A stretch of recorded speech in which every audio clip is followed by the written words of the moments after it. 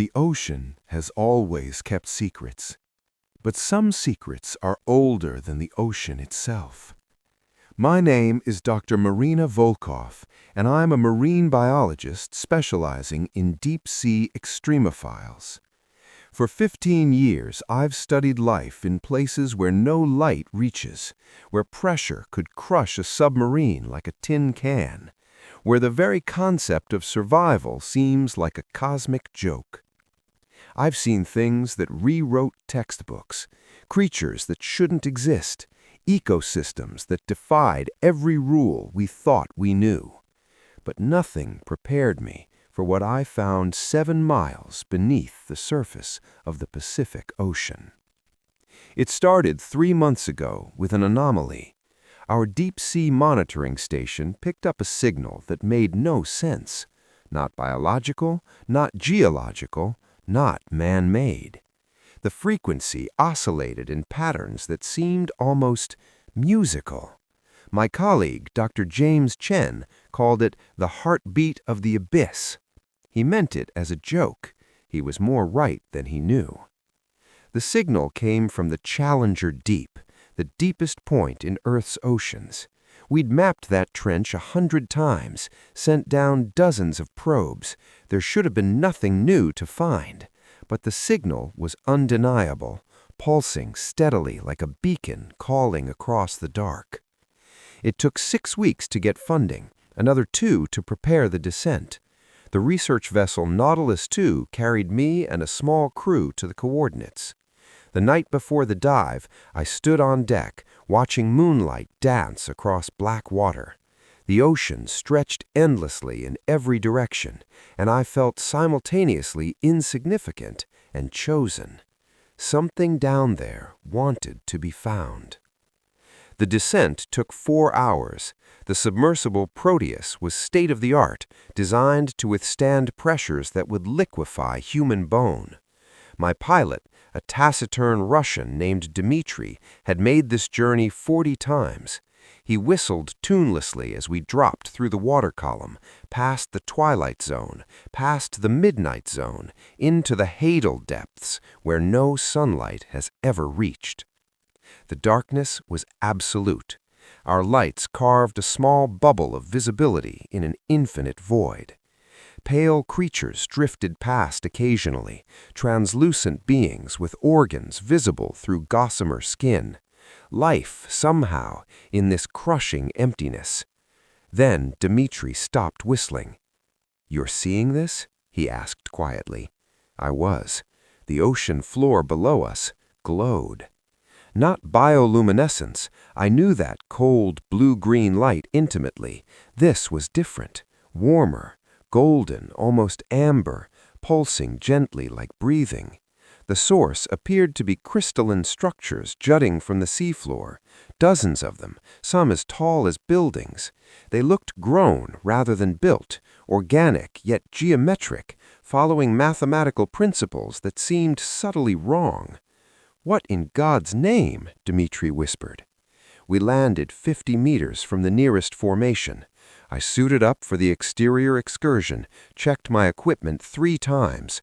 The pressure suit was basically a personal submarine, keeping me alive in an environment designed to kill. Through the thick vitreous ports, the golden light painted everything in bronze tones. I stepped out onto the ocean floor. The sensation was indescribable. I could feel the pressure even through the suit, a weight that seemed to compress not just my body, but reality itself. Each step required deliberate effort. The sediment beneath my boots was fine as powder, disturbed into clouds by my movement. I approached the nearest crystal structure. Up close, it was even stranger. The surface wasn't smooth, but covered in intricate patterns, fractals that repeated at every scale, mathematical poetry. And deep inside, that golden light pulsed steadily, illuminating veins and channels that ran through the crystal like a circulatory system. I placed my gloved hand against it. The world changed. Images flooded my mind. Not images exactly, sensations, memories that weren't mine. I saw oceans, but wrong, the water flowing upward instead of down. I saw skies with 3 suns. I saw creatures made of light swimming through what looked like liquid time itself, moving forward and backward simultaneously. And I heard a voice, not in my ears, deeper. Help us. I jerked my hand away, gasping. My heart hammered against my ribs.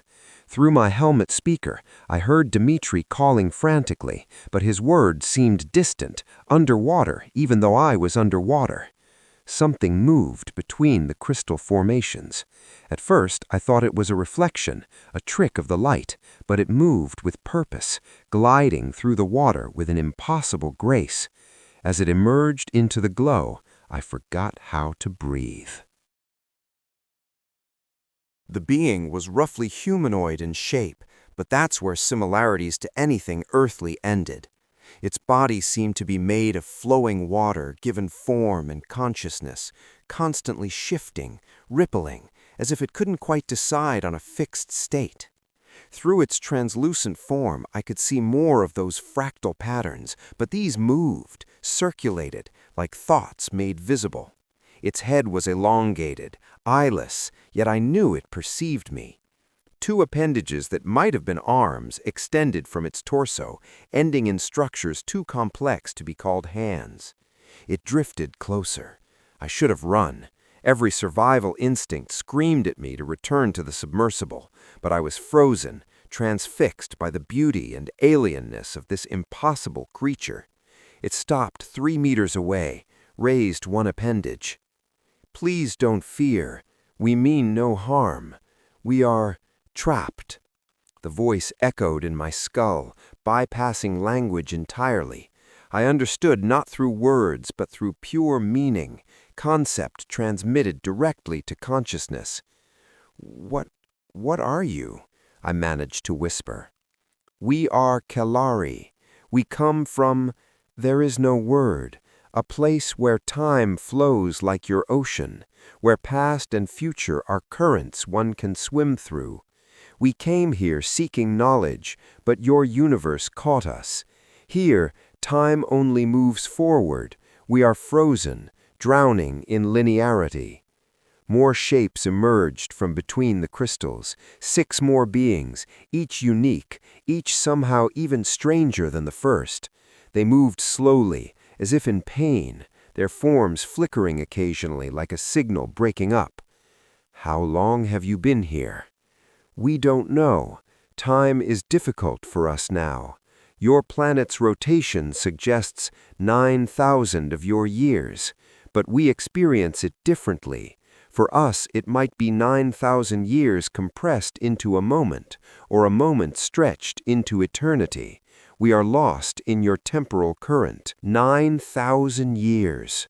These beings had been here since the dawn of human civilization, trapped in the deepest ocean, alone in the crushing dark. "What do you need? How can I help?"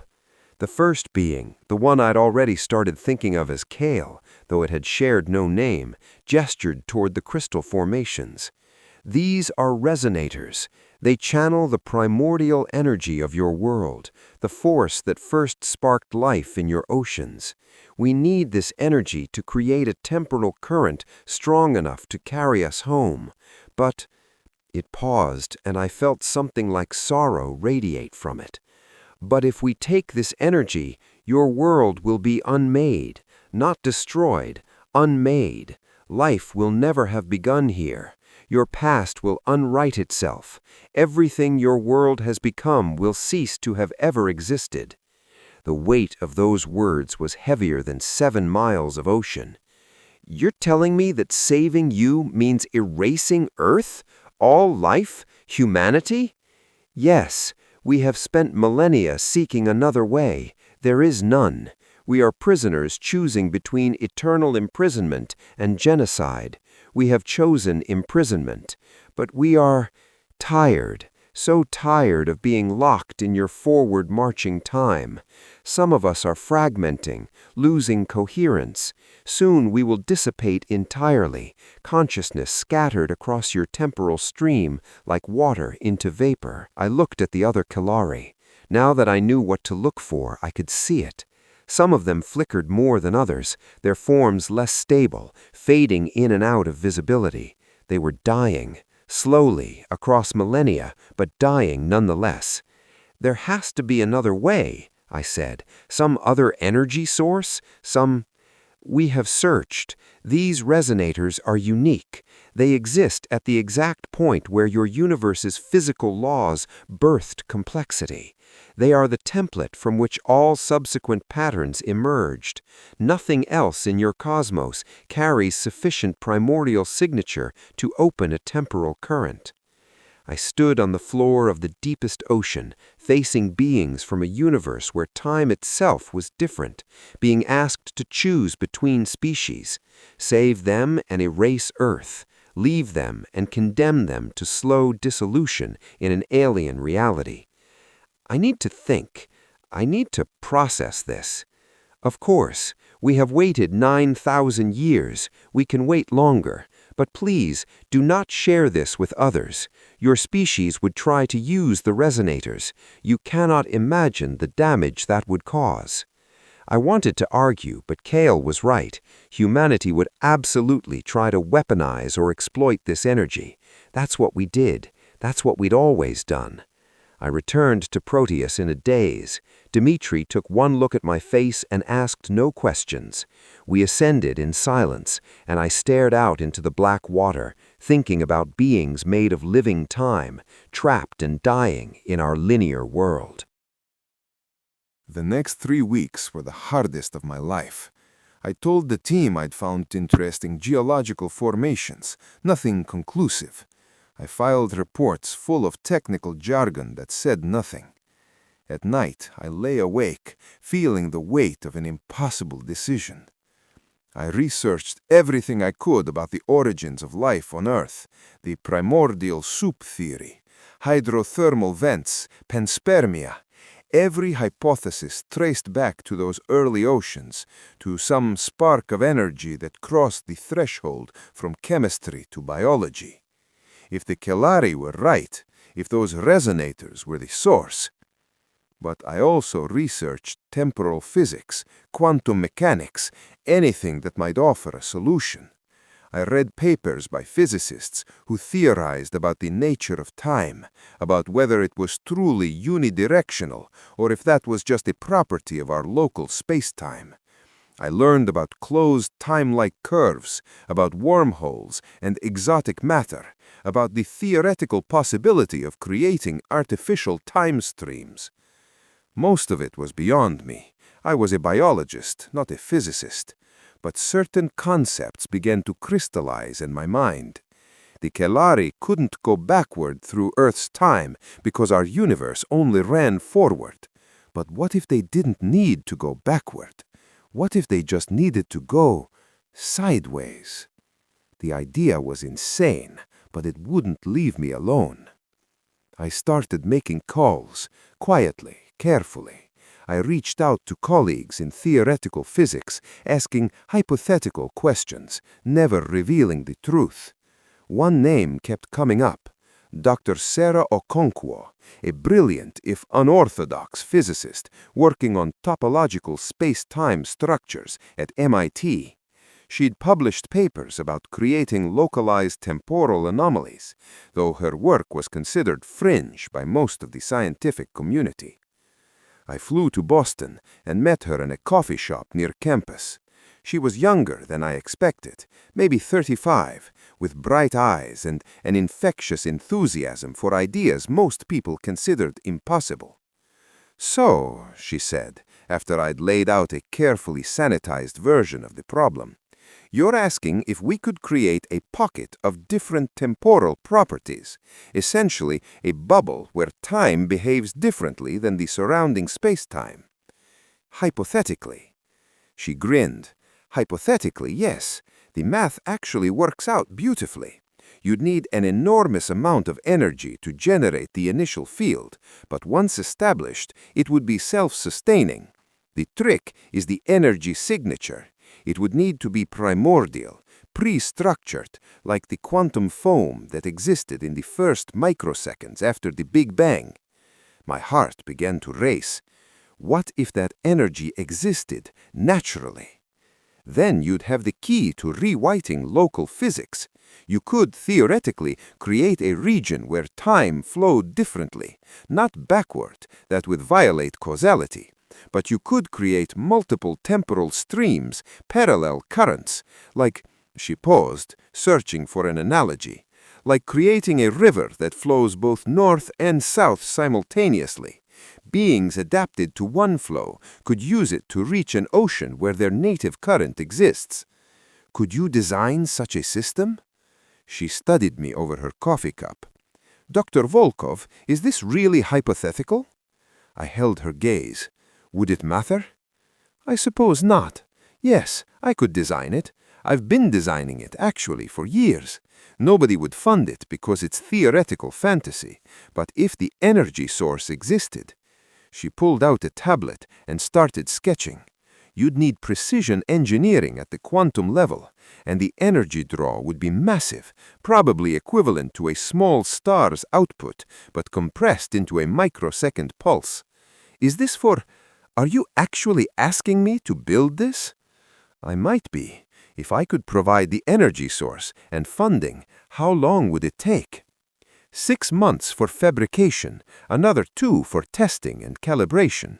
The device itself would be small, maybe the size of a briefcase, but the support systems... She was already lost in calculations, muttering to herself. Then she looked up sharply. This energy source, what is it? I can't tell you yet, but it's real, and it's been waiting a very long time to be used. She nodded slowly. I'll need complete creative freedom, and Dr. Volkov, if this works, if you're really doing what I think you're doing, it'll change everything we know about physics. I know. I'm counting on it. 8 months later, I was back in Proteus, descending once more into the Challenger Deep.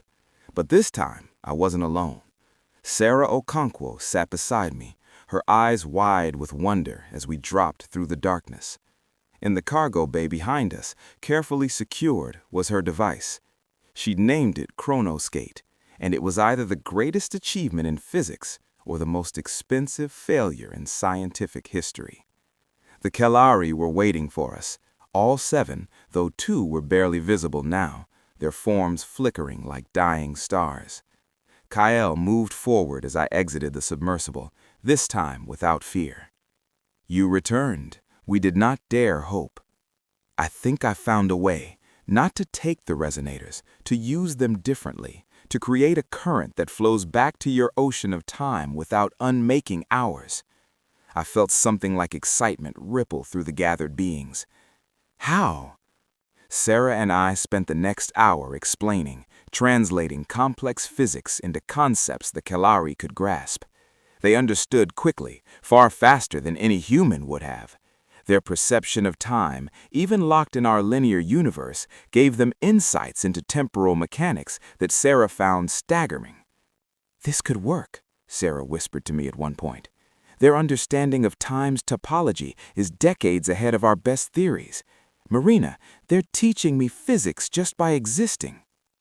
We assembled the Chronoskate between 2 of the largest resonators. The device was elegant, all flowing curves and impossible angles, built to channel rather than consume energy. Sarah had designed it based on principles she barely understood herself, guided by mathematical intuitions that felt more like art than science. "If this fails," Kael said quietly, "we will dissipate. The energy required will burn through what little coherence remains to us." "I know, but if it works..." We go home. After 9,000 years of exile, we finally go home. Sarah initiated the activation sequence. The Chronoskate hummed to life, and the resonators responded. Golden light intensified, flowing into the device, which began to glow with colors that had no names, hues that existed outside human perception. The water around us began to bend, not physically, temporally. I could see multiple moments overlapping, past and present and future occupying the same space. The Kelarii moved toward the forming portal, but Kael paused. "Thank you, not just for this, for seeing us, for caring that we suffered.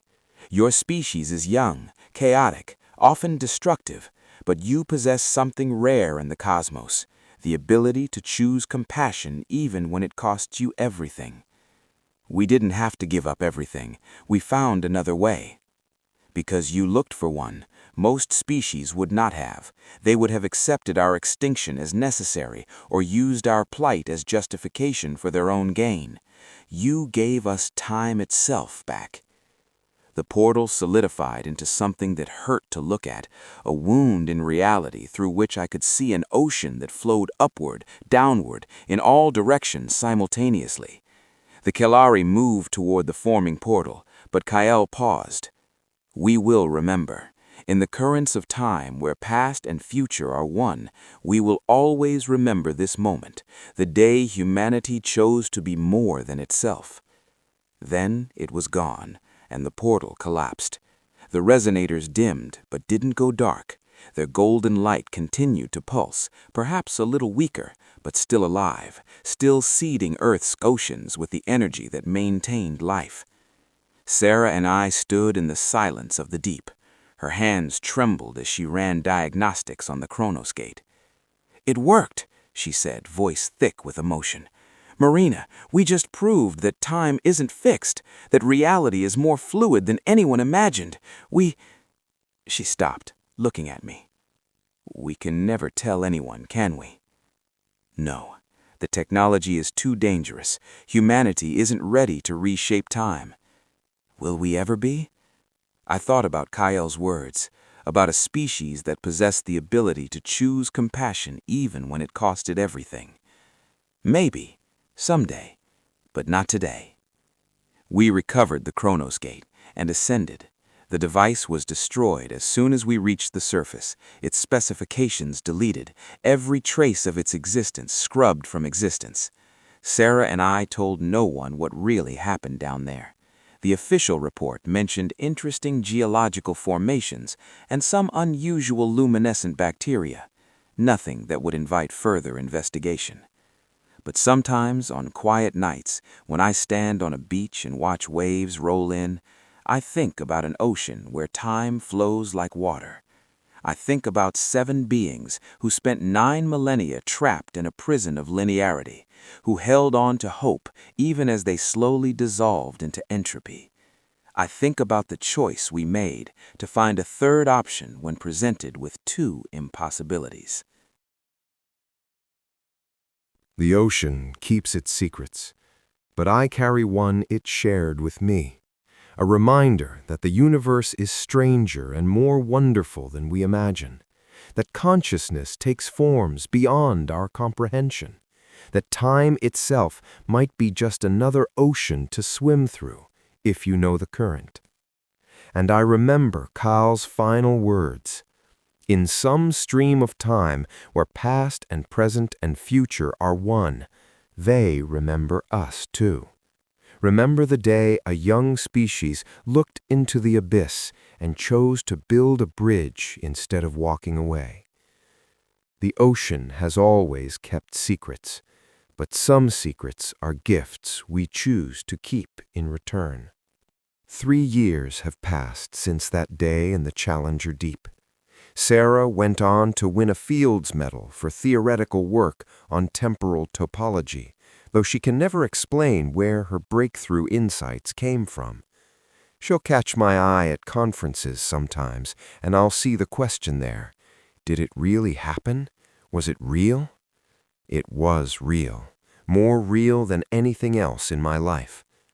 I still study the deep oceans, still search for life in impossible places. But now I look with different eyes. I see every extremophile, every creature thriving in crushing darkness as a small miracle. Life's stubbornness, its refusal to accept that anything is truly impossible. The resonators still pulse in the Challenger deep, still seed our world with the energy that makes complexity possible. I monitor them remotely now, watching their steady heartbeat. Sometimes I fancy I can see patterns in their rhythm, messages encoded in golden light, but I never go down again. Some places are meant to remain sacred. Last week, a graduate student approached me with readings from the Mariana Trench. Unusual energy signatures, she said excitedly, possibly similar to what I'd found years ago. I looked at her young, eager face and felt the weight of my secret. Probably just an instrumental anomaly, I told her gently. The deep ocean plays tricks on our equipment. Focus your research on the hydrothermal vent ecosystems instead. That's where the real discoveries are. She looked disappointed, but nodded. After she left, I pulled up her data. The signatures were real, but they were different from the resonators. Older, maybe, or newer. Time gets confused down there. I filed the report away and made a note to have that region declared a marine protected zone. Some secrets need to stay secret. Some choices need to be made over and over again. Tonight, I'll stand on the beach again and watch the waves. I'll think about Kyle and the other Kelarii, swimming now through their ocean of time, free at last from our universe's rigid forward march. I'll wonder what they're seeing, what pasts and futures they're exploring, what wonders exist in a reality where time flows like water. And I'll feel grateful, not for the knowledge I gained, though that changed everything about how I see the universe, but for the choice I got to make.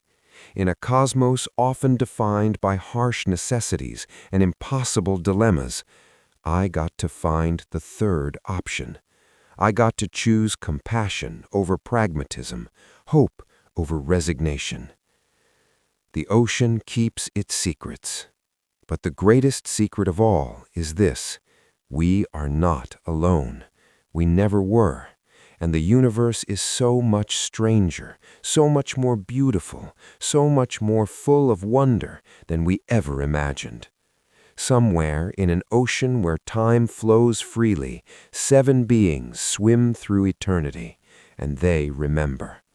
They remember the day they met a species brave enough to look into the deep and kind enough to offer a hand instead of turning away. The ocean has always kept secrets, but this one, I think, was meant to be kept. A reminder that in the crushing darkness of the abyss, in the impossible depths where nothing should survive, sometimes you find not just life, but meaning. And sometimes, if you're very fortunate, you find a choice that defines not just who you are, but who your entire species might someday become. The waves roll in, eternal, patient, and in their rhythm I hear an echo of that golden pulse from 7 miles down, a heartbeat that connects all life on Earth to a moment billions of years ago when chemistry first dreamed of becoming consciousness. The ocean keeps its secrets, and I keep mine, a gift freely given, freely kept. A bridge built across impossible distances between universes that should never touch. A reminder that compassion is not weakness, but the greatest strength any species can possess. The ocean has always kept secrets, but some secrets are worth keeping.